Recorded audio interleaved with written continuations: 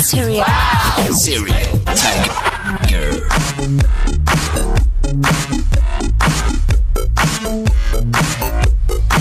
Bonsoir les gens.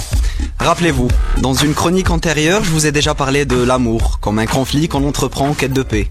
La guerre de l'amour.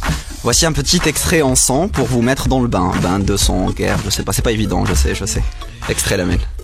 Cette guerre fera de vous des soldats sans cœur, assoiffés par celui de l'autre, ou bien de parfaits gamins qui rêvaient depuis tout petit de devenir soldats, essuyant les tirs d'adrénaline que procure l'ennemi. Certains veulent rentrer en guerre mais ne trouvent pas le parfait adversaire, d'autres restent traumatisés des guerres. C'est poétique. J'applaudis. Wow. Voilà, oui, tu applaudis, merci. Voilà, ceci étant dit, parfois on se trompe d'adversaire quand c'est pas lui qui nous trompe et on finit par perdre la guerre. Du coup, non pas pour des raisons personnelles, mais je vais vous parler d'armistice, mieux connu sous le terme de rupture. Ah, les ruptures amoureuses.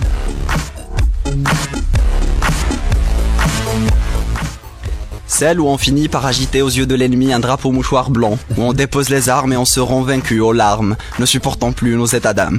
Cette guerre qui avait fait de nous des soldats de l'amour voulant envahir les territoires non occupés, où certains attaquent par surprise ou débarquent de nulle part, d'autres étudient le terrain et calculent bien leurs coups. Mais dans tous les cas, ou presque, la victoire n'est jamais totalement promise, même avec une bague.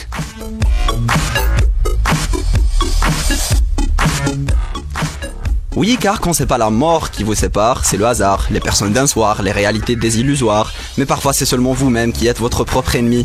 Et après coup, le temps fait les choses, vous en sortirez plus grand. Celui qu'on appellera un vétéran. Celui qui aura une vision pacifiste de l'avenir, mais cela ne changera guère au fait qu'il fut un ex de la guerre.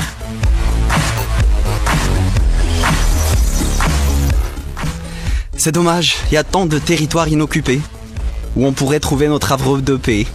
Mais alors doit-on voler comme des colombes au gré du vent, croire à l'Inde alors que c'est l'Amérique? Ou bien on doit juste avoir une carte, la bonne carte, celle qu'on aura tant attendue pour la battre sans peur, car on est sûr que c'est la dame de cœur.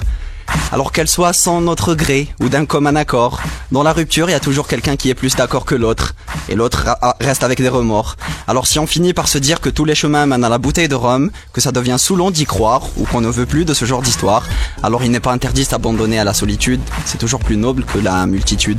Enfin c'est juste une question d'attitude. À la prochaine.